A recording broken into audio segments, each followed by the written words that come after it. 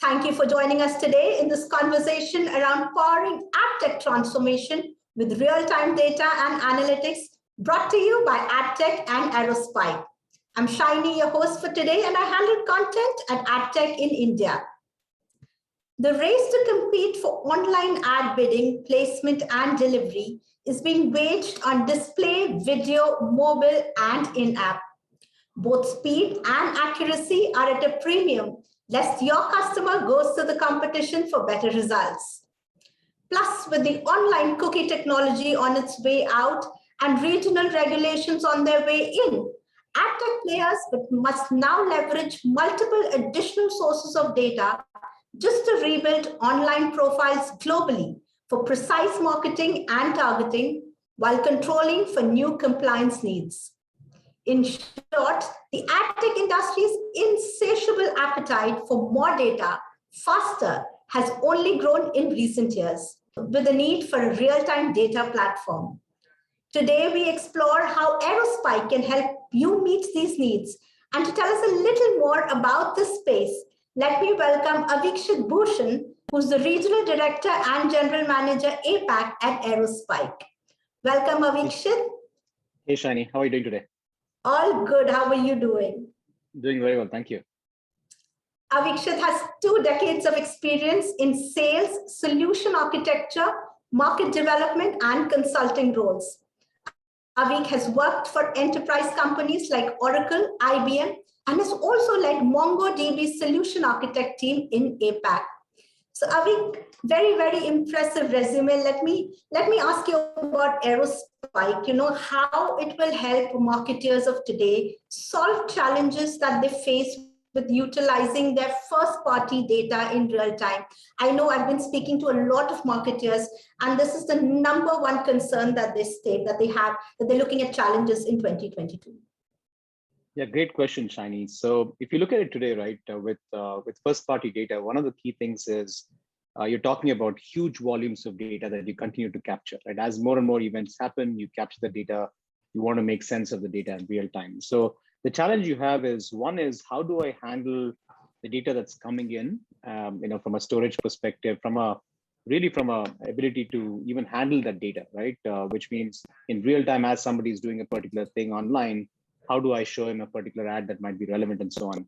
Correct. So the key dimension there is, do you have a technology that helps you in real time figure out who this person is and really leverage the whole ecosystem, right? When you talk about AdTech, and Abhishek is much better qualified to talk about the whole ecosystem, but really there's a whole ecosystem behind this, right? From a demand side, supply side, how do we then show an ad that's really relevant to the user and making sense for the whole ecosystem? So you need something out there which has the ability to scale, which means massive amounts of data, but also to be able to provide you with something which is very much tuned to the user, which means in real time, you should be able to figure out what is it that this particular person is doing right now, what has he done historically, and what might make sense to him or her. So in a new world, like you said, where first-party data is becoming very relevant, that's something to look at. And Aerospike, that's why it's being used in this space extensively. Absolutely. And while this is the #1 concern, there are multiple technologies out there, multiple companies working with data, helping brands mine it, make real-time decisions. Why is Aerospike so ubiquitous in the AdTech space? Yeah, that's a good question too. So essentially, if you look at really AdTech, there are 3 or 4 key dimensions that become important. One is how quickly can you access the data, which is what we call as latency. And really, if it's a time when a lot of people are online and a lot of stuff is happening, you should be able to handle a huge number of transactions together, which is what we call as throughput. And then you want the platform to be running 24/7. That's a key thing. Availability of the platform is very, very critical. Now, if you look at these 3 dimensions, and if I add a dimension of real time, that's exactly where Aerospike plays in. That's the value proposition of Aerospike. We'll talk about it in more detail in our talk, but if I were to summarize, these are the 3-4 dimensions where Aerospike comes in. And that's why in that tech space, for many years, really from our inception 12 years back to today, advertising technology companies have continued to trust Aerospike in their real-time needs. And this is precisely why. With that as a context, let me invite our esteemed speaker, Abhishek Kumar, who's a VP of Engineering from Norix. Abhishek heads Norex's engineering effort, where he works with cross-country development teams to ensure quality and timely delivery of products and technologies. He has over 12 years of experience working in this space, and Abhishek started his career at Infosys. Welcome on board, Abhishek. It'll be great to hear from you about what you've been doing in the space of real-time bidding and data, and really about what kind of a platform you've built in from a market intelligence standpoint. Over to you, Abhishek. So thanks, Avik, for inviting me to this session. Let's talk about how we have built this hyper marketing intelligence platform with real-time bidding and data. And we'll also talk in this presentation what are the challenges we faced while building this platform and how we managed to solve it with the help of AWS and Aerospike. So about Norex, like what we do. So we are a tech company providing digital marketing intelligence and solution to marketers. We have 11 years plus of experience in R&D in the field of semantic technology, natural language processing, and machine learning. We have been awarded patents in the field of contextual targeting and data intelligence. We have offices in 7 different countries, and our key markets are United States, Australia, Singapore, Malaysia, and Thailand. We have also been certified by different industries over the years. Recently, we have been awarded top marketing automation platform by Martech in 2021. We are also Facebook triple badge partner for Adtech technology services and campaign management. There are very few companies in the market who has this triple badge. We are also Google partner for search and universal app campaign. And on top of it, we are being certified by IAB and TAG for brand safety and privacy, which shows that the whole platform is fully compliant with GDPR and CCPA guidelines. Now, before going into the solution, let's talk about the challenges a modern marketer is facing today. If you talk to any marketer or any CMO now, what they want to do is they want to target the right audience in real time, and then they want to influence their decision making by showing the relevant ad or the meaningful messages that correlates to these audiences. Now, the requirement looks very simple, but it's quite challenging in nature. This is because right now, in order to execute such execution, you need to log into multiple dashboards, whether it's a wall garden like Facebook, Google, LinkedIn, Snapchat, or TikTok, or as well as on the open media side, you need to connect to thousands and millions of websites. So that is one, you need to connect to all these channels. Second, you need to ensure that the marketing team or the ad trafficking team log into these multiple dashboards to execute the campaign in silos, and then the target or the audience in fragmented manner in all these channels separately. This leads to 2 things. One is the distortion of messages because the message is not coherent, which is shared across all these channels, as well as the engagements are not consistent with your target audience. So this leads to a couple of things. First, there is a wastage of media, as there is no way to optimize the campaign across all these channels. You are running a campaign in silo. Second, the messages are not coherent. You see a offer, one type of offer in one channel, another type of offer in another channel. So again, there is message that is not coherent. And third, the optimization is not there. And finally, you need to hire a team of channel experts per se to manage all this in silo. And that means there is a lot of human touch while executing your media campaign, which leads to errors, mistakes, and frustrated marketing guys, right? Now, over the years, we have identified this problem. Like we are in the industry for last 10 years, and we have seen this as a problem. And that's why we built XPO, which is a cross-channel marketing automation platform to solve this problem. XPO actually provides a single dashboard which allow marketers to execute their digital marketing campaign across different channels, both whether it's a wall garden or whether it's open media. System allow you to run campaign across this channel in real time, as well as you can deliver your messages coherently across all these channels and targeting your audience in real time. So this means that execution of campaign is seamless, optimization is in real time, and delivery of message is consistent across the channels. And also you don't need a team of channel experts to execute it. One person can do it across the channel. So this is the beauty of Norex XPO. Now, just to give a glimpse of this whole X view, how the platform, it's a cross-channel platform with real-time bidding and data. It connects to different exchanges, top exchanges like Google, AppNexus, Rubicon, as well as to the closed media channels like Facebook, TikTok through their marketing API, which allow you to buy the media across the channel. System also has the inbuilt ad builder, which allow you to build the ads, which will be run across all this channel in seamless manner. And third portion is the data, where system connect to different DMP, third-party DMP, as well as the first-party data to bring billions of data points into the platform in real time in a day, and then ingest this data point to our AI engine to make bidding decisions. And finally, we have a cross-channel reporting and attribution capability, which monitor the campaign performance and using a single dashboard, as well as feedback this information to our bidding engine as a feedback loop to optimize the bidding decision. Now, this is the platform. Now, in this session, we'll talk about two use cases. Like this, the core of the platform is built. One is the data intelligence platform. Basically, what it does is it allow the platform itself to connect to different sources, whether it's a website data, whether it's a CRM data, mobile data, any kind of offline activity, or even the ad engagement or ad clicks. All those data will brought into the platform. Then the data is further normalized. Information are extracted from the data, and enhancement is made to build a graph. So think like a big, huge graph, user graph with different attributes about that user. And these attributes are filled from the data point coming from different sources. System also has an inbuilt consent management system, which allow user to give consent so that they can be targeted, as well as if they opt out from being targeted, then the data is deleted seamlessly across the whole different microservices. So that is the one use case we'll talk about, how we build it. The second use case is the Kairos engine, which is our AI engine, which help in performance optimization in real time across the channel.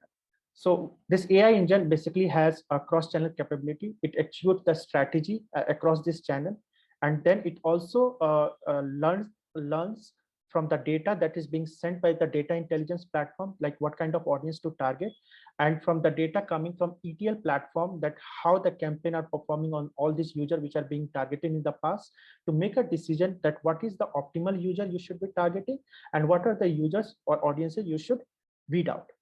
So that is one part. Second part, it also built different strategy, media strategy across these channels, and then also analyze that which strategies are working based on the campaign objective and which strategies are not working, and then it weeds out the suboptimal strategy and just focus on optimal strategy.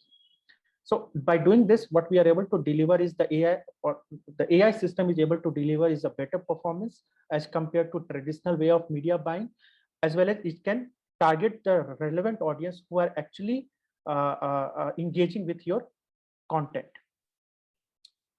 Now, talking about the platform is easy, but building the platform is much more challenging. The reason is what we are looking at here is billions of data points are being processed or ingested in real time. And then this data is being fed to the AI engine. And then the AI engine has to make a decision to do a bidding. And all this need to happen within 100 milliseconds. As we all know that the whole ecosystem work within this 100 millisecond parameter.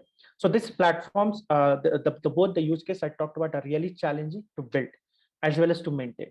So these are the top engineering challenges which I want to talk about today. And the first is the data, that the data keeps growing.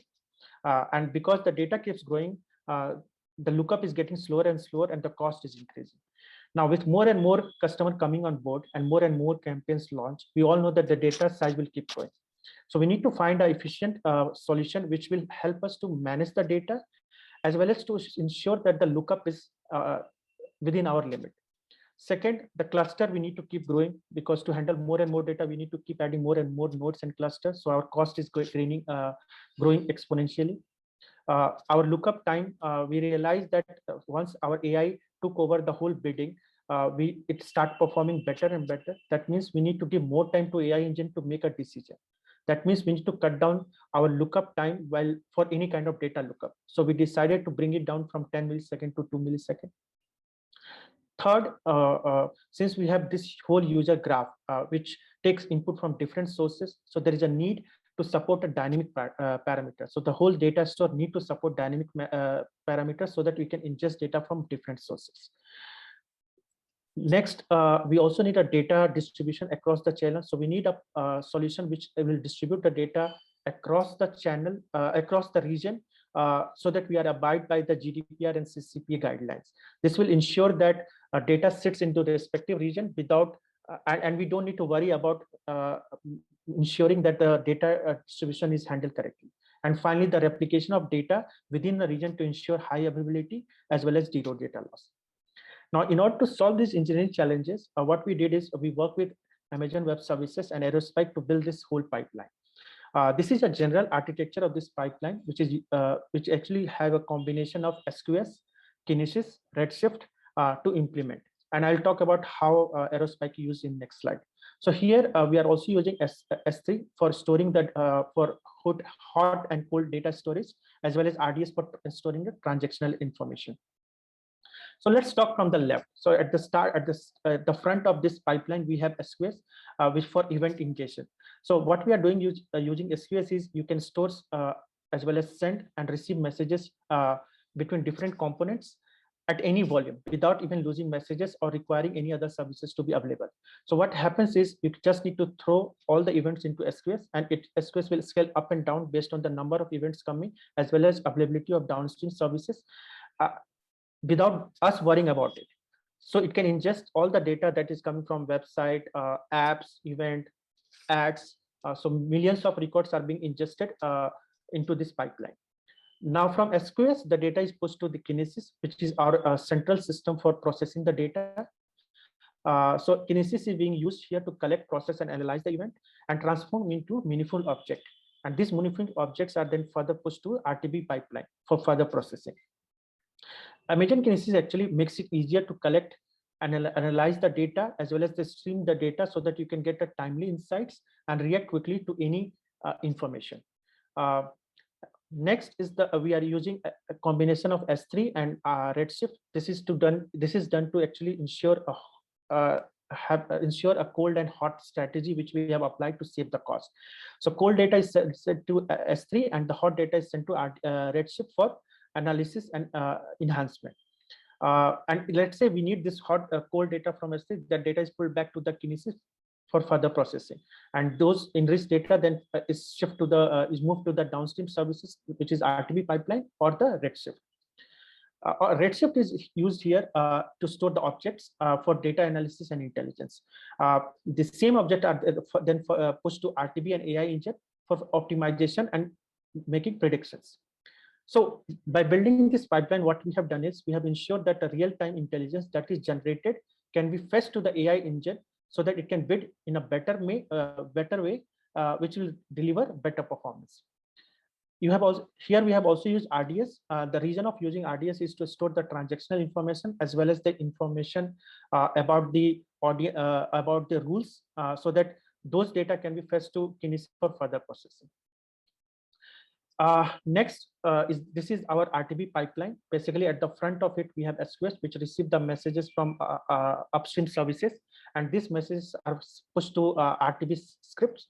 This script will process the data and push it to our Aerospike cluster, which is our main data store here. We are using EKS here to host all these scripts. The reason of using EKS is to manage the Kubernetes cluster automatically and to scale the services based on the traffic need. As you can see, Aerospike is our main data store here, being used here because it is used to store the data in memory and perform the lookup in almost real time. This is one of the most amazing data store I have worked with because it allows the writes to happen across the cluster within 100 milliseconds.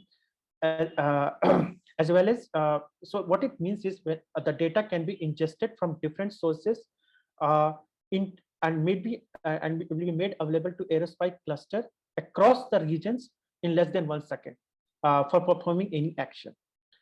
This is significant because this ensures that the AI engine get additional time to perform its action like prediction and making a decision.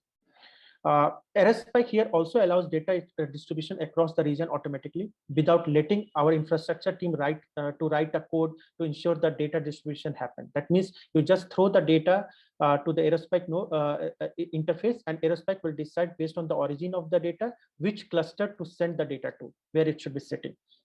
So this is really cool about Aerospike, and it ensures that you are compliant with different privacy regulations. Aerospike also does replication of the data within that cluster automatically without having any data loss. So this also ensures that data writing is happening. We have multiple replica of the same data set within a region to avoid data loss, and even by doing that, our write time is not increasing.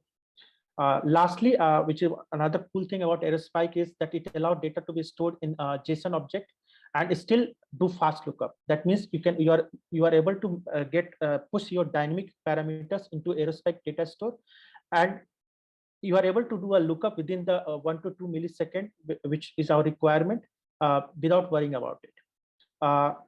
AI engine is used here, which is hosted on basically EC2 instances and within the EKS, and it's done again to ensure that the scaling of based on the traffic, the system can scale up and down automatically. So by building this pipeline, what we have achieved so far is we are able to analyze billions of data coming from different sources in real time. We are able to extract the information and enrich the data and then fetch this data to AI engine within 100 milliseconds. And then AI engine can use this data to make better prediction and perform bidding in real time. So just if I have to say in one line what we have done, we are able to reach any, or we are able to target any user who comes to our customer ecosystem within 1 second, 1 to 2 seconds.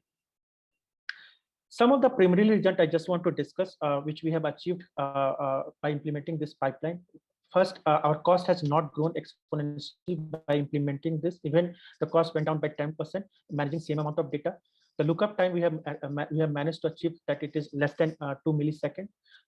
We are able to support the JSON object as a key value pair, and we are able to distribute the data across the region automatically, as well as replicate the data within a cluster without any significant increase in write time.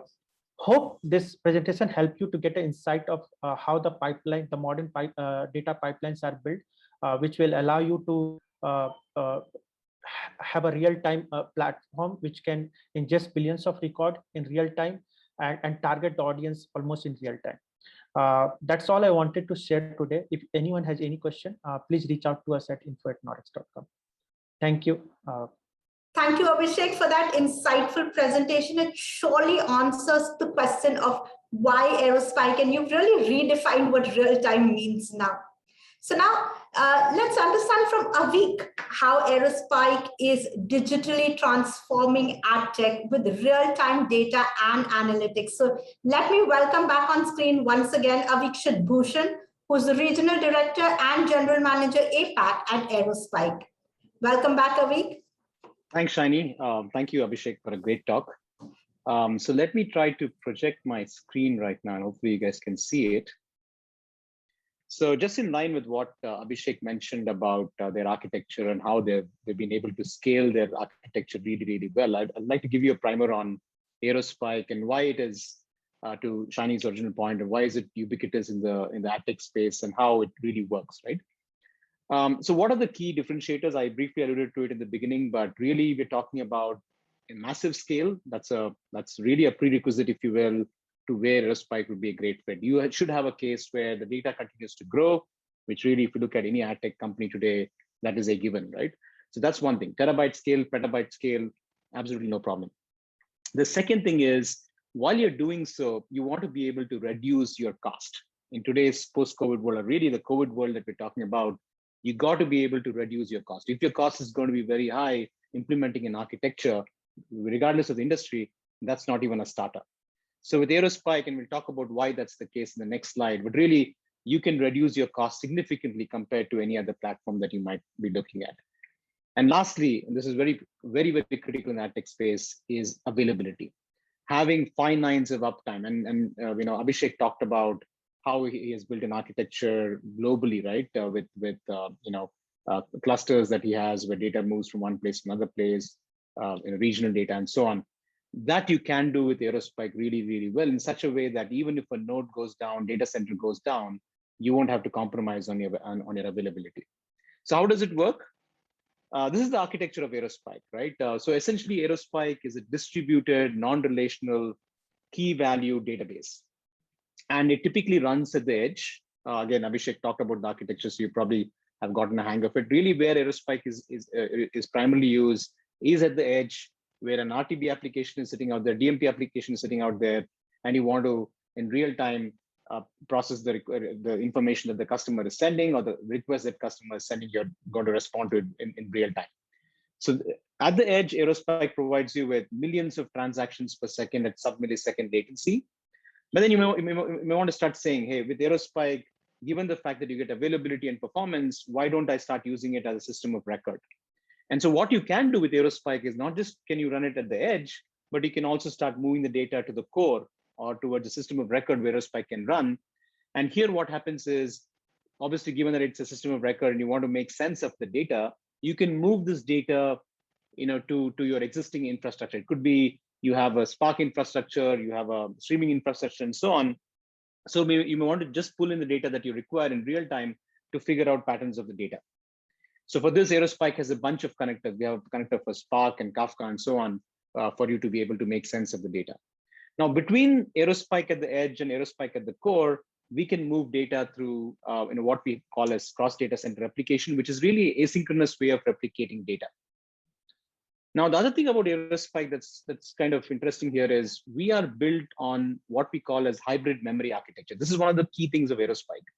What I mean by hybrid memory architecture is data is on SSD drives or flash drives, and the index information pointing to the data is either in memory or on SSD drives.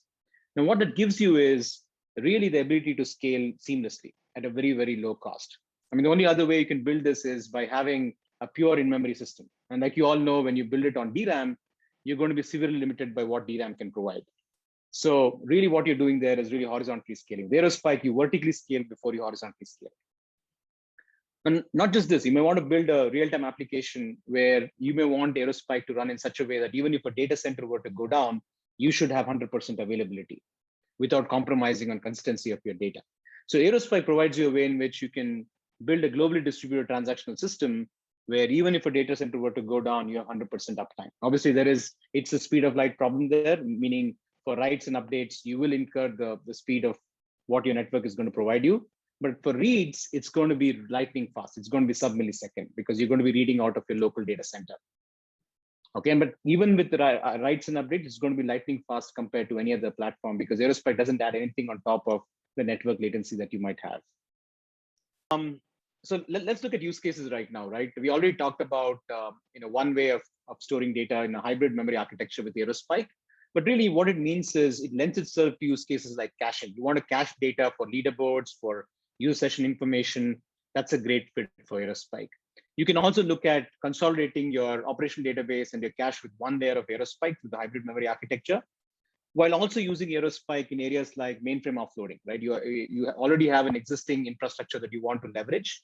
And so Aerospike can add as an augmentation layer on top of your mainframe infrastructure. RTB, Abhishek already talked about, so we'll move on to the next one. But really, we talked about how you can move data seamlessly, obviously asynchronously between the edge and the core. And that is something that you could use to store huge amounts of data in your cold store, if you will, and your hot data could be at the edge with Aerospike running in both the layers. And then interestingly, you could also use Aerospike as a feature store for both online and offline inference modeling, right? That's another very, very popular use case for Aerospike. And we already talked about building a globally distributed transactional system.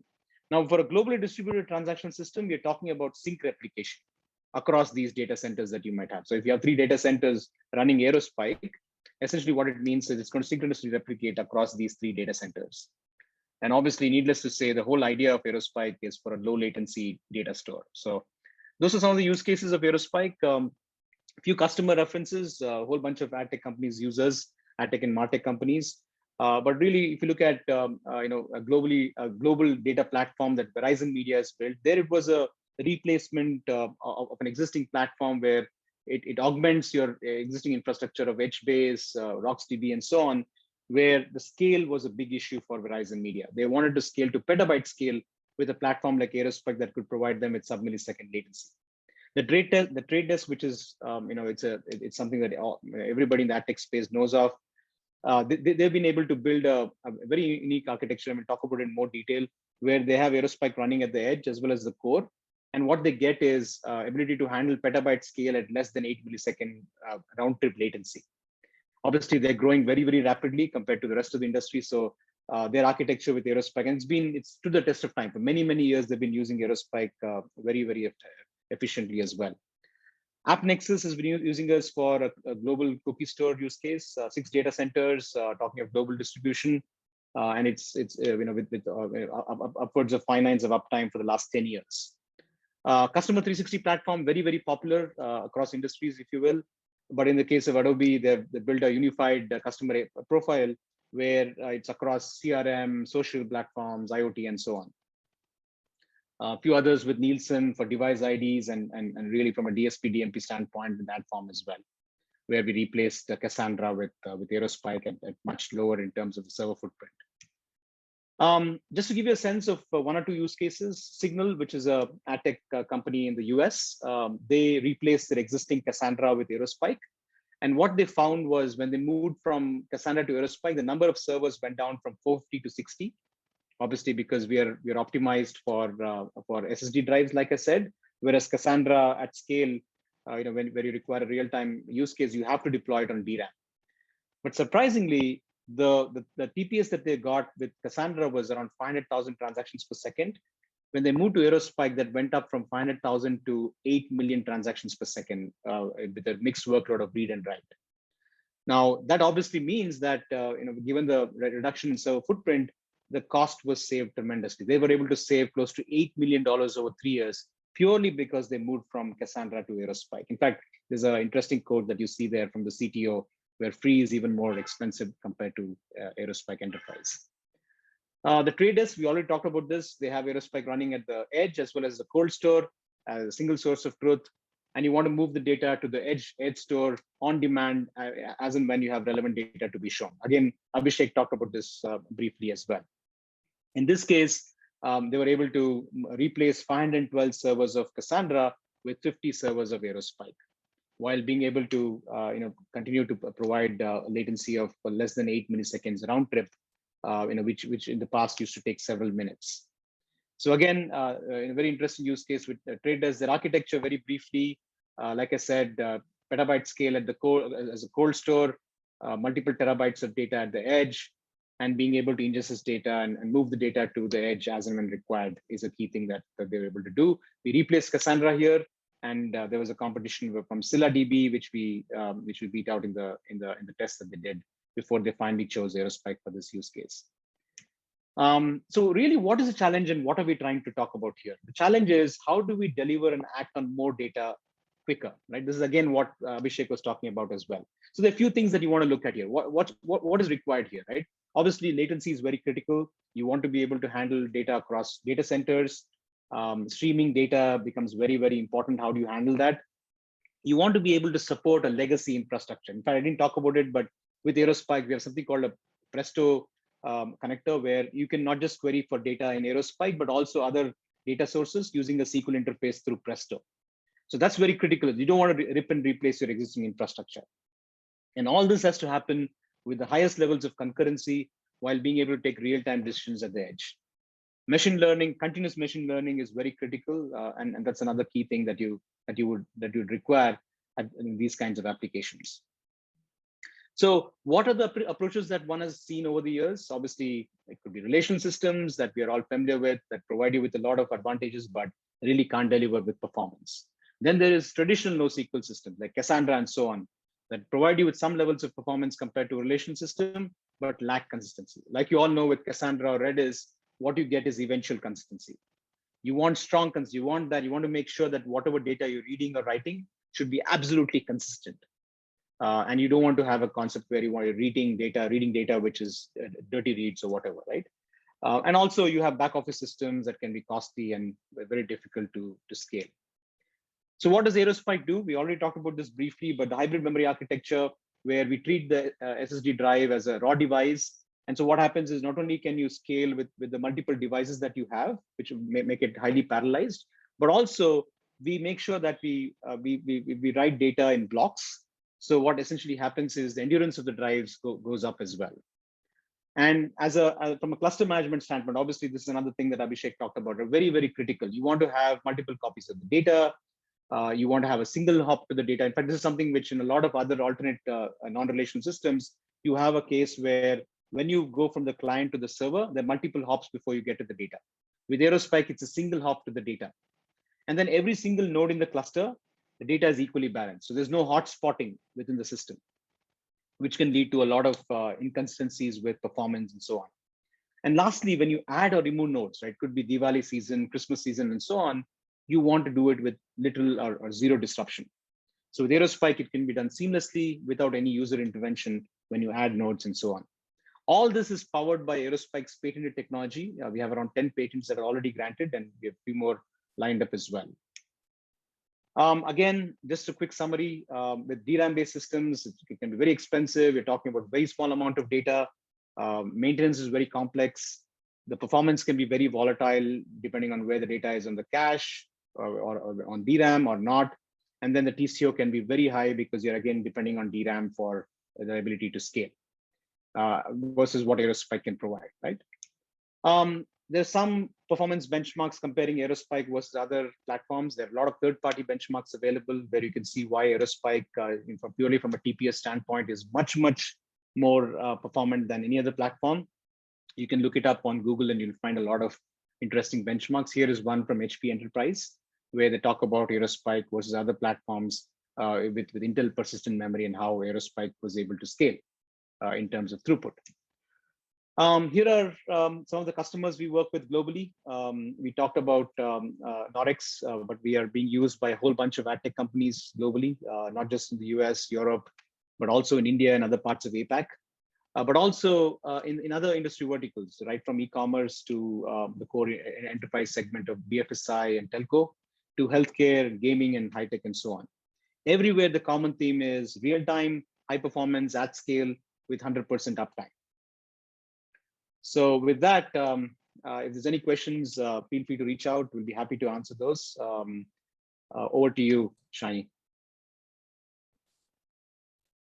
All right, then. Thank you so much, Avik. That actually elaborates on my question of the popularity of Aerospike among the biggest tech players and the biggest brands in the industry. Thank you so much. Thank you, Shani. So meanwhile, we also saw Norex use Amazon Web Services symbiotically with Aerospike solutions. So let's hear from George Irwin, who's the Senior Solutions Architect in Adtech and MarTech at Amazon Web Services, on how this was done. George works with AWS customers globally to build secure, scalable, and modern solutions for the advertising and marketing industries. With more than 10 years building startups focusing on customer experience, real-time behavior and performance analytics, and audience engagement solutions, George is passionate about helping AWS customers reduce their heavy lifting and leverage the cloud to achieve their unique business goals. Welcome, George. It's great to have you here. Thank you, Shani. Great to be here, and thank you, Avik, for inviting me along to speak. A quick presentation today focusing on real-time bidding on AWS. And as we know, and as we've heard already, real-time bidding has 2 key metrics for success: the latency of bid requests, which obviously should be very low, and of course, cost. Ideally, we should be able to measure cost per bid request. So we're going to look at how AWS can help our Adtech customers operate low latency, low cost, real-time bidding platforms on AWS, particularly using Aerospike. But first, a quick primer on cloud computing and Amazon Web Services, or AWS. The term cloud computing refers to the on-demand delivery of IT resources via the internet with pay-as-you-go pricing. So what this means is that instead of buying and owning and maintaining your own data centers and servers, organizations can acquire compute power, storage, databases, and other services on an as-needed basis. So this CapEx-free approach allows our customers to quickly and easily scale their infrastructure in line with the scale of their workloads. The slide we're looking at here shows the Amazon global network. It shows our 25 regions, the 81 availability zones, and more than 225 points of presence around the world. This is the current network. We already have plans for 21 more availability zones. So this global footprint is continuing to grow. In APJ specifically, we have new regions announced recently in Australia, India, and Indonesia. So this footprint, this map here with the regions, availability zones, and the network between those regions, this represents 100% Amazon controlled resources. Each of the regions is connected by a dedicated network. This network is redundant, private, 100 gigabit everywhere, and mostly parallel links, all controlled by Amazon. So critically, if you're moving data from one region to another, this data, your data, is moving on that network, which is completely managed by AWS. There are one or two exceptions in China, but otherwise your data is transiting the Amazon network between the regions and availability zones. So what do we mean when we say region? It's an important distinction here. It's an important clarification. Each AWS region has multiple availability zones, and each availability zone has one or more physically separated data centers. So each region has two fully redundant transit centers that allow traffic to cross the AWS network, essentially connecting you to that global footprint. And this enables regions to connect to that dedicated network.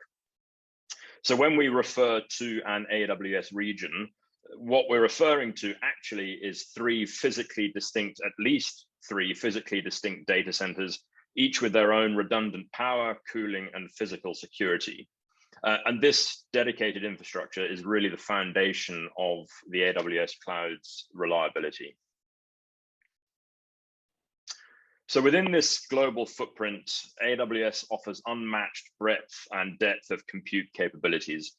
In the compute space, particularly with EC2, Elastic Compute Cloud, we have more than 400 instance types.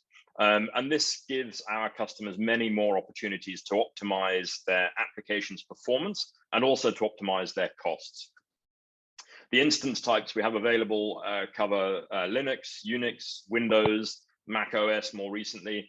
And in terms of chipsets, we offer Intel, AMD, and our own chipsets, including Graviton 2. And we also have GPU-enabled instances for highly performant machine learning workloads. We've already heard Aveekshith talking about their ML workloads on AWS. And so the GPU-enabled instances are critical to our customer success in the ML space. So with this compute capability, our customers can launch and terminate compute at any time. And this allows incredible flexibility in optimizing performance and costs over time. Customers can choose, change, and launch new instance types as their workloads might change, as their scale might change, and they can achieve this with zero upfront costs, no CapEx. So what does this global footprint, this breadth of compute mean for advertising technology? Well, the key workloads which we see more and more ad tech customers hosting on AWS are analytics and data processing. Identity resolution is a very interesting space at the moment for reasons Aveek has alluded to. And we also see other graph database workloads as well running on AWS very successfully. ML-driven cost and bid optimization is a common workload today as well, alongside video, TV, OTT, and so on, ad serving.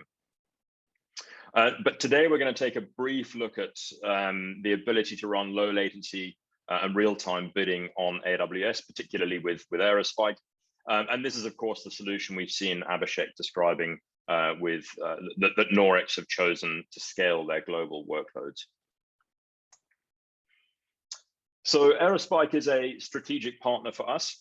We see deployments on AWS by customers of all sizes, and particularly for real-time decisioning and programmatic advertising.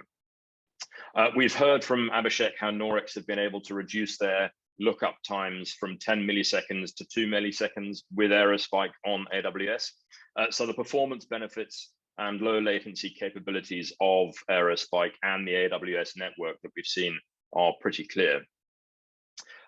We at AWS dedicate a lot of our time to helping customers optimize their workloads and to reduce the cost of those workloads. And in fact, AWS has lowered costs 109 times since 2006 on behalf of our customers. But one way in which customers can further improve their cost performance profile is to leverage Aerospike's rack awareness feature. So if we think back to that global footprint, if we think back to the AWS regions and the availability zones within each region, those availability zones are distinctly and physically disconnected from each other. And so there is networking between those availability zones, and there is some cost involved in moving data between those availability zones. And so by leveraging the rack awareness feature of Aerospike, we're able to really minimize those data transfer costs. What this means is that by treating the availability zone as a rack, we can direct calls from the application layer to the Aerospike node within the same availability zone.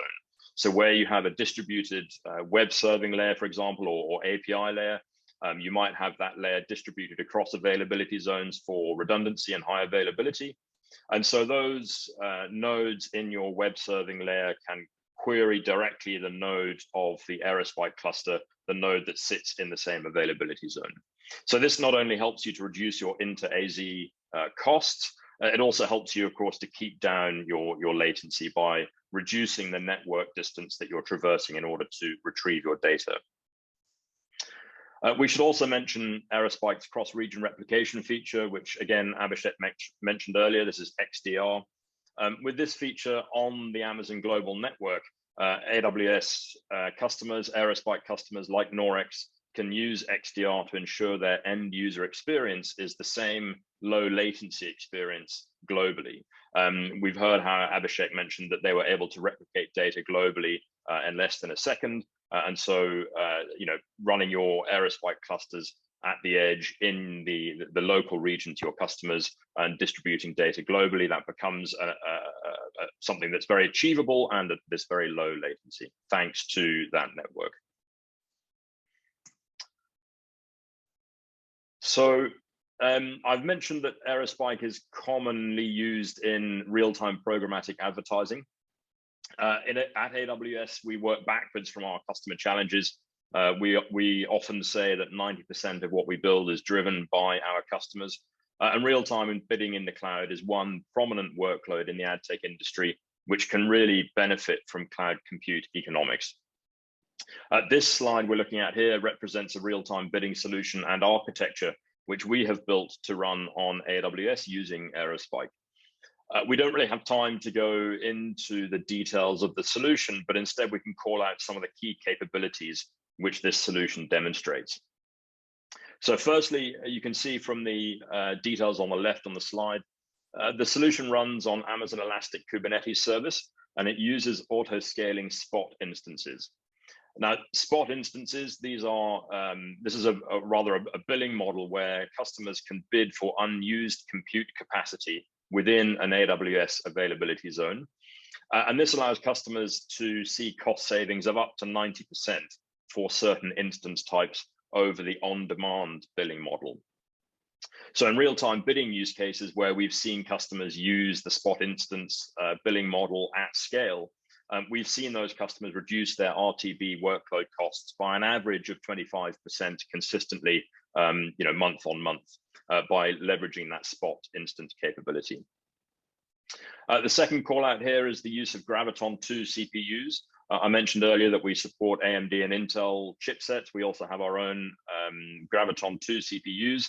And these have been designed and built by Amazon specifically for cloud compute environments. And we see Graviton 2 bringing workload performance increases of around 30 to 40% in terms of CPU usage. But we can bring that improvement and performance improvement at a 30% reduced cost per hour. So those are two significant callouts here in terms of the AWS capabilities and what they can do for the ad tech industry, but more generally for optimizing workloads in the cloud.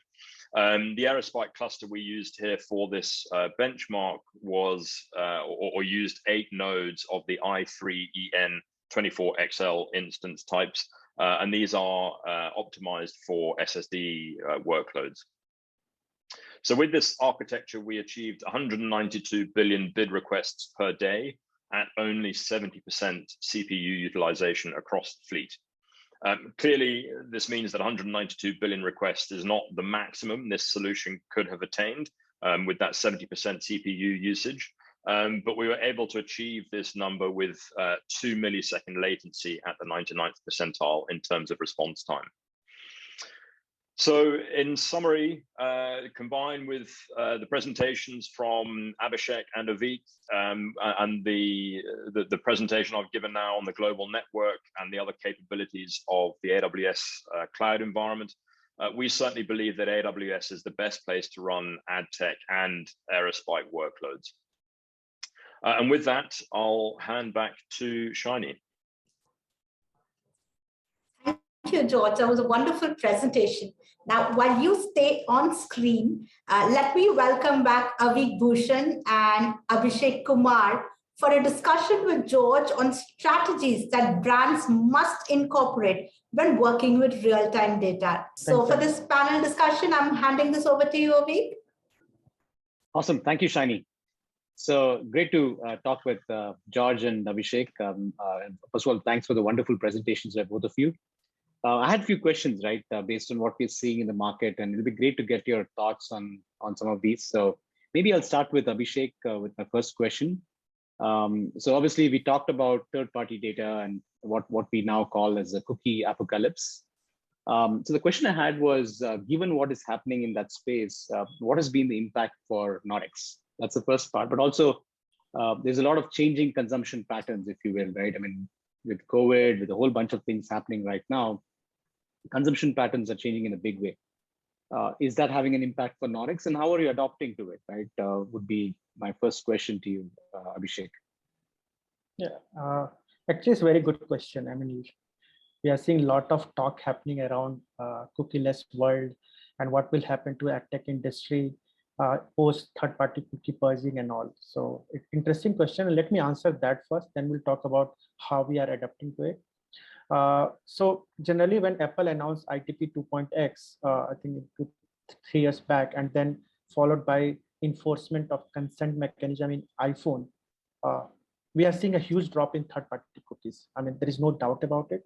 The number of third-party cookies in the whole ecosystem is dropping.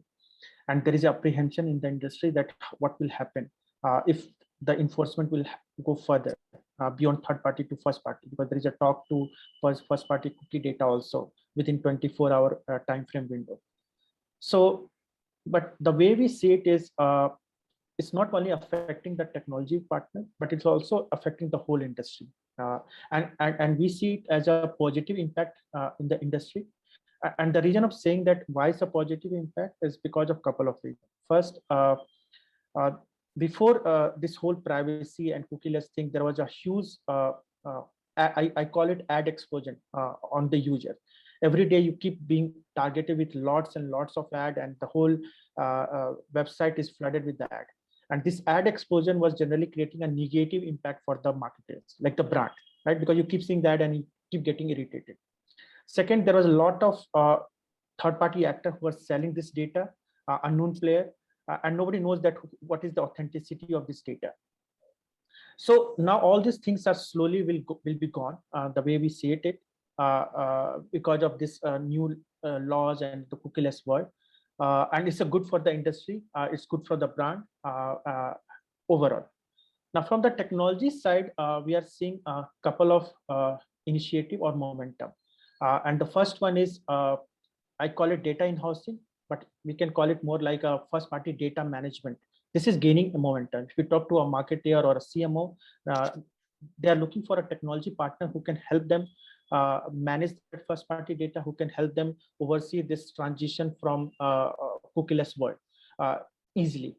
They are looking for a partner who can help them build solution where the data can be onboarded easily, the data can be enriched, managed efficiently, as well as the system will abide by the rules of different privacy laws, where if a user don't give a consent, you can just immediately delete those data or record from the system.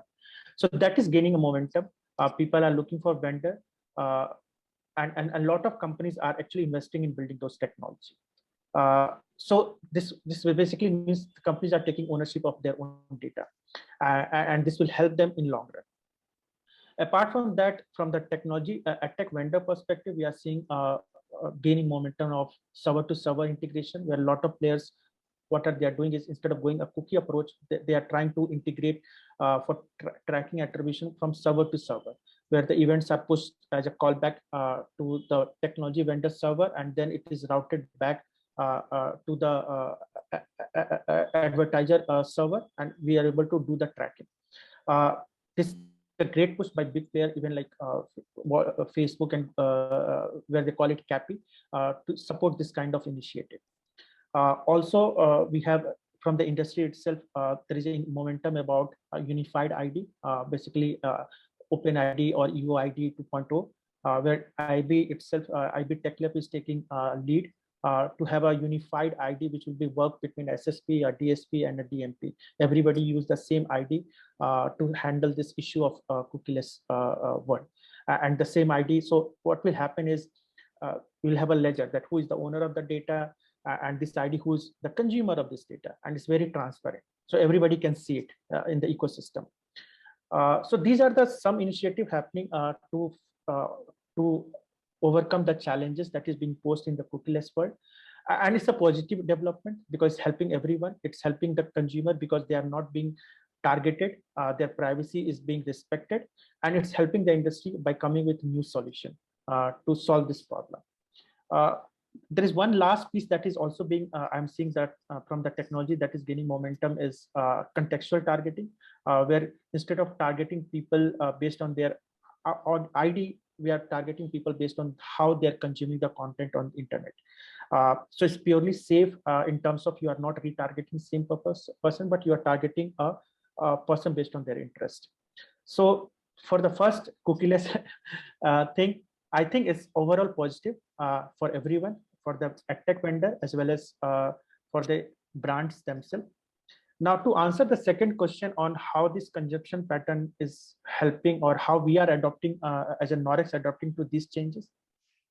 So there I'm seeing, so one is this cookieless world or first party data management.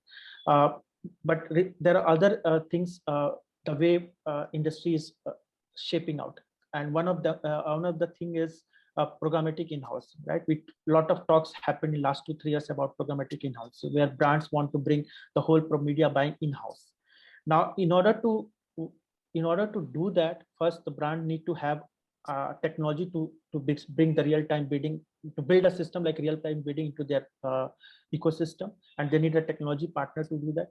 And the reason they want to do it because they want to cut costs, which is definitely there, because if you hire somebody else to do it, definitely the cost is much higher. And second, they want to spend the money on buying the media rather than paying to a lot of players in the ecosystem. So this is programmatic in-housing is definitely is need of the hour, and whoever can provide this kind of technology, a real-time bidding platform, combined with, we talked about first-party data management, a holistic solution which can combine bidding with data and then target the user across the channel, companies will love it. Now, why if you think Norex, when I talked about in my presentation, we build this cross-channel platform which focus on these two things. First, it talks about how to bring the first-party data onto the platform, and second, which I did not highlight, but basically we provide a white label solution where the whole system can be white label to a customer to do the programmatic in-housing. So together with this, I think we have a solid platform which cater to the need, the changing need of the market right now, and working with partner like Aerospike and AWS, we have a scalable solution, as I talked in my presentation, to address these two concerns of the user. So we are in good shape, and I think we'll able to meet the changing trend or the demand of the market. Awesome. Thank you, Abhishek. In fact, I really like the fact that you look at this as a positive change for the industry as a whole, right? The whole cookie apocalypse thing, right? I think you're absolutely spot on, right? It creates a whole bunch of new areas where companies can look at. And as a consumer, you're being spared as well, which is a great thing for all of us, I would think. And even the UID thing that you talked about potentially across the layers, right, is a great thing for everybody. So thank you for that. With that as a context, right, what I wanted to do was also ask George about something related to that, right? And obviously, this means that a lot of RTB workloads, I mean, you talked about potentially a platform, right, Abhishek, but really a lot of workloads like yourselves, right? You're moving to the cloud very successfully, and obviously a lot of it onto AWS, right? So just want to understand, right? How has that happened, George, and how easy or seamless is it to do so from an RTB standpoint onto AWS? Thanks, Aveek. I mean, it's an interesting question. It's certainly a very big topic, and I think it's right to start by saying that there is no one-size-fits-all single-click solution for migrating production workloads to the cloud or to anywhere else. However, AWS has a lot of experience in helping customers of all sizes migrate to the cloud. We've been doing so since 2006, and a lot of capabilities have been developed by AWS from that experience to make the migration process as seamless as possible. And if we kind of break that process up into three very broad categories, we have the movement of data, and that in itself can be a pretty big challenge if we're talking about petabytes of data to the cloud. We need to talk about the movement of applications, and in some cases, we need to talk about training of in-house personnel. We've spoken a lot so far about the infrastructure and the benefits of the AWS cloud, and we've spoken about that in the context of Adtech, but we also have a lot of services that make it as easy as possible for that movement of data and applications to AWS. We talk a lot about removing our customers' undifferentiated heavy lifting, and so in that context of the fact that there is no one-size-fits-all migration button that we can just press, we have evolved and developed services such as the AWS database migration service, and this helps to replicate databases in real time to destination databases in the cloud. And so we can migrate initial data, we can maintain that replication in real time, and then do a switch over, for example. So DMS, the database migration service, makes that a pretty seamless process. You can launch that service in the cloud with a click of a button, set up the replication parameters, and your data will then start flowing from your source database to AWS. So that's one example of how we can reduce the undifferentiated heavy lifting. Another is to look at the container services that we have on AWS, like Elastic Kubernetes Service, or EKS. Now, this obviously gives fantastic support for Kubernetes workloads. So for those customers who love Kubernetes, it becomes pretty quick and easy to move your application layer over to EKS and deploy your EKS cluster, your Kubernetes cluster onto EKS. And interestingly, there are two modes of running EKS on AWS. One is with EC2 as the foundational layer for your cluster. So you can choose your instance types from that broad cross section of instances that are available. Alternatively, you can leverage serverless technology, which was pioneered by AWS in 2014. You can choose to use the Fargate deployment or compute option in EKS, and that means there's no infrastructure. There are no servers, no instances for you to choose or to maintain over time. AWS will take care of that heavy lifting, that undifferentiated heavy lifting, the phrase we love to use, and will run your Kubernetes cluster for you, and will scale your compute underneath your cluster as necessary, both up and down.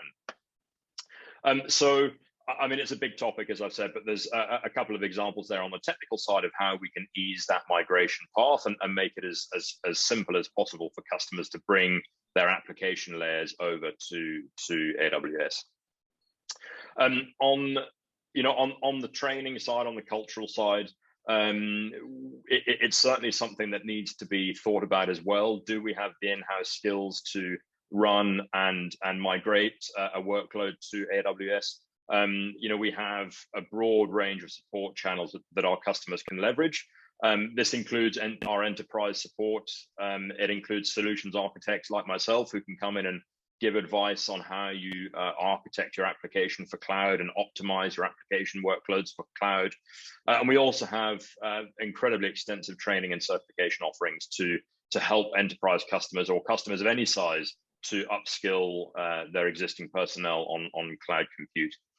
And beyond that training and certification, we also have an incredible partner network. We love our partners at AWS. Aerospike, of course, is a partner. And so we work very closely with a massive partner network globally to help our customers bring their workloads to cloud and also to evolve those workloads to optimize over time as well. So lots of capabilities AWS has developed over the years to ease that migration path. Awesome, George. And just to add to what you just said, right, purely from an Aerospike perspective, what we've seen is, again, when people are moving from a relational platform to Aerospike, right, obviously there's a bit more nuance there because it's normalized data versus denormalized. So you'll obviously have to think through how you're going to model the data. But there are tools using which you can seamlessly migrate the data from a relational system. Now, if it's a first generation NoSQL system like Cassandra or Redis, then it becomes much easier and quicker, if you will, right? One of the things we see is with Redis, for example, we have something called Skyhook. So essentially you have an API that you could use of Redis. So the migration effort becomes very minimum. You don't have to write anything to start with. And also to your point about involving AWS engineers and architects to do that, we also recommend that to customers where from an Aerospike perspective, we get some of our consultants to help with, like it's the case with Norix. And that really eases the burden on the customer to think about what's the right way to migrate and so on and so forth. So we definitely do that with our customers as well. So thank you, George. That was a great answer. Let's move on to the next question. Again, back to Abhishek. In terms of Norix, and you talked about, interestingly, about how you're in the regions that you're focusing on and why data, across all these regions become very critical that you can access data in real time. So one of the things that I'm really elevating it to the next level, right? What kind of a growth are you seeing for Norix globally? And how do you see technology, right? Obviously, Aerospike, AWS included. How do you see that helping shape that as you continue to expand your footprint globally? Abhishek. Yeah. So, just now I talked about three underlying patterns which we are seeing from our, at least the target market we are looking at. One is the programmatic in-housing, and then second is the first-party data management and data in-housing, and third is workflow automation. So I'll go into deep each one of them. First, like how it is helping us, and then how the technology is helping to actually fulfill the need of the market. So when we talk about programmatic in-housing, basically we are talking to provide a solution which is white label to each and every customer need. Now, the challenge here is the deployment, right? Because each customer will have their own needs. Their workflow is a bit different. Their requirements in terms of targeting or settings are different. So that's where we using Amazon EKS, the whole Kubernetes container management, where we can deploy different images for different customer differently using the same code base, right? So generally, this is one of the big channel when somebody is building a white label solution and to allow programmatic in-housing, because how you manage your code, right? How you do the deployment differently for different customers. So EKS is helping. I mean, it's really nice system which we just need to prepare the images properly, and then EKS will do the job in terms of deployment. Then we talked about the first-party data management. So where the Aerospike is helping as a complete data store, I talked about a lot of time. First, it helps us to do that replication of data within a region and creating clusters across the region. It also allows us to create a different cluster for different customers, because we cannot interfere the data of one customer to another customer, right? Each customer data has to sit in silo. So all those kind of things we can be built on Aerospike without compromising on the latency and the speed. So that's where the technology is helping to build that kind of management first-party data management platform and tying it to the in-house, where you can do the media buying in almost real time. right? Because you can do the lookup very fast and you can do the bind. And finally, the third part is the workflow automation, which I think will gain a lot of traction during this pandemic, where companies don't have a lot of people, or people don't sit together. That means they cannot discuss how to execute the strategy, and they need a system which is smart enough to do the work for them. That means you can do a bulk operation. So we are using serverless, AWS serverless technology like Lambda and all to do the job, combining with SQS pipeline. So technology from Aerospike and AWS is helping to fulfill, to help us to build a platform which we see. And in terms of growth for Norex, we are seeing that this is really exciting time for us, because we have the technology which is the need of the market for next 3 to 5 years, and this is showing in our result. I mean, a lot of company, if you have noticed, there is a drop in their sales number during this pandemic period. But for us, actually, it was the number did not drop, even it's growing, and it's growing quarter after quarter. So sales numbers are strong. That shows that there is a need or there is a market for these kind of themes which are playing right now. And together with the technology partner, I think a platform is there to fulfill the need of our customer.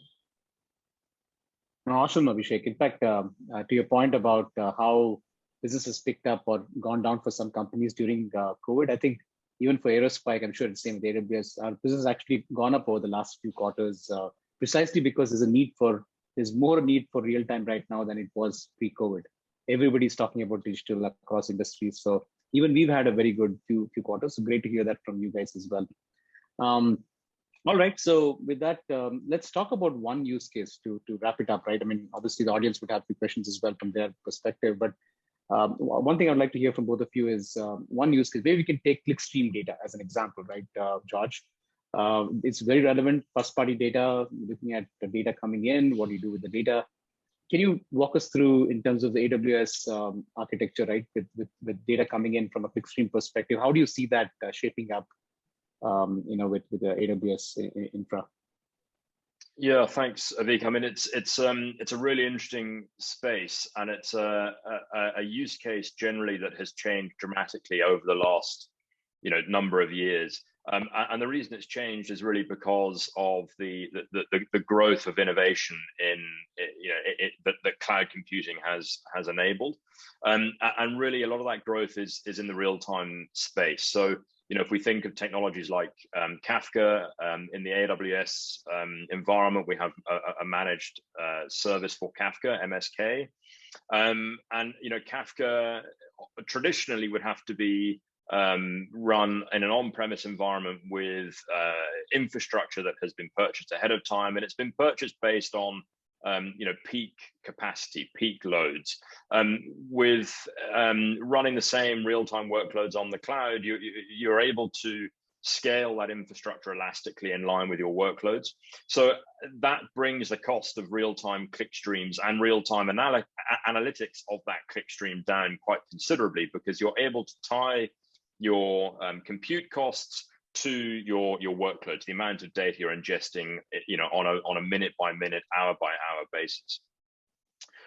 So with that rise of availability and reduced cost of clickstream analytics, we've seen a lot more customers and a lot more use cases bringing that kind of workload to AWS. And that has really driven us to think very carefully about what the modern data architecture looks like. And this is, fairly generically outside the ad tech space. When we think about data warehouses, we can now think about data lakes. The AWS analytics space has incorporated a lot of services, real-time critical to that landscape. And we've incorporated those capabilities around the data lake to build this modern data architecture that allows you to ingest data in real time and bring that into an environment where you can very quickly drive insights and analytics from your raw data stream, from that clickstream. Now, when you run that real-time analytics across your clickstream, there are two environments into which you need to push your data. One is kind of for offline reporting, offline analytics, BI type use cases. The other, and more relevant to this discussion, is real-time decisioning. So from your clickstream, what insights can you derive in real time? We often talk about next best action. We often talk about last click or first click attribution, for example. So in those examples, we need a very low latency real-time ingestion stream. We need a low latency database like Aerospike to which we can write that stream of data. And we need to be able to read the most recent action from our users from that clickstream very quickly with very high consistency, so that our real-time decisioning is accurate and up to date with the most recent action. Now, that feedback loop, that chain, if you like, from clickstream to analytics to insight is a very critical one in the AdTech space, also the MarTech space. And really, we've seen a rise in workloads now that the capacity of cloud, the ability of cloud to bring costs in line with usage, to scale elastically, to do so at incredibly low latency across that global footprint. And of course, with technologies like Aerospike and others that can enable that very low latency read writes with strong consistency. So more and more workloads of that type coming to cloud, coming to AWS, supporting a lot of customers achieving that goal very successfully. Yeah, no, absolutely, George. I think you're spot on. Even from our perspective, we're seeing a lot of these use cases come in right now, where it could be through it just can happen through Kafka, JMS, Flink or Pulsar and so on, right? So you get the data into Aerospike, and then, like you said, clickstream to insights, right? Then you make sense of the data in real time. We have connectors with all these technologies, as well as on the downstream, where you pull the data into Spark and really figure out patterns of data. Abhishek, did you have anything to add to this? I know you guys are you talked about it from the architecture standpoint. Was there anything you wanted to add to the clickstream part and how you're able to deliver insights from the clickstream data that you're getting? Yeah, I mean, this is a very important use case for us. And the reason is, as George mentioned, that once the click data comes to the ecosystem, it has to be pushed to your AI or machine learning engine, where it has to make a decision, because this is a real-time data coming. And based on that, you can make a decision whether you want to bid on that user next time or not. And the pipeline for us is like, if I talk about how the pipeline is built, mostly at the front, we have a queue mechanism. So you can use SQS and then push it to Kafka. And from Kafka, you can based on, type of use case, generally we push to two sources. One, we push to data store like Redshift Spectrum for intelligence. And then we put the data store like Aerospike, because it's a low latency and fast lookup. And the reason for putting it into Aerospike is what happens is then the AI engine picks it from there, because it's the last, think like within 100 millisecond, a user came and there is a click data that is recorded to Aerospike within 1 second. And then next time the user comes, you can make a decision whether this user clicked or not by doing a lookup with the Aerospike. So it's very fast. You need a fast execution. So we are using Aerospike, and for the data warehouse or data lake, we are using here pushing the data to Redshift basically to do analysis and all, whether connecting this data to other information which are available beyond click, right? Whether the conversion is happening or not, whether attribution is happening or not. So, and then push that intelligence back to Aerospike in terms of key value pair, and so that the AI can pick it up. So this is the pipeline, and it's very important use case that is being used for us at least, and we are using a combination of AWS and Aerospike to implement it. Yeah. Awesome, thank you, George, Abhishek. So I think that was a great discussion. I really enjoyed that. But to summarize it very quickly, I think what we heard from the panelists was obviously the whole cookie apocalypse thing is not something that people should be. It's obviously something to be careful about, but it's an opportunity for everyone, I think, in some sense. And technology is going to be one of the key enablers as this is going to happen, as the paradigm is shifting in some sense in the AdTech space. So I think making the right technology decisions, like how Norex has made, Abhishek's team have made, will become very, very critical. And obviously the platform you run it in, the technology choices you make would be very, very critical. So we'll be happy to help you, George, myself, and Abhishek. If there's any questions that you have, feel free to reach out and we'll be happy to help. With that, I'll pass it on to Shani. Thanks, George and Abhishek, for it. Thank you. Thank you, Aveek. Thanks, Abhishek. Thank you, Shani. Thank you. So much for that insightful session, speakers. I think we've all gotten a little richer on our knowledge about real-time analytics and how to really use it for our brands, especially with the cookieless world looming large over us in just around 14 months. So thank you once again, all of you, for joining us today. In case you have any questions, there is an email ID that you can see on your screen right now.